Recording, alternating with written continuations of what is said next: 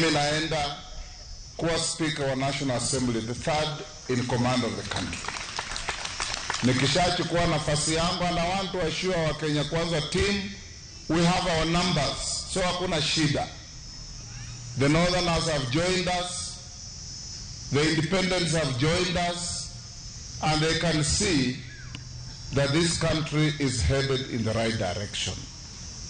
I will pray to God to give me the continued wisdom that I carry so that I lead the National Assembly in partnership with the Senate to make good laws for this country, to bring order and civility to this country, to bring good pro-people budgets to this country, and to make sure Kenya will never be the same again.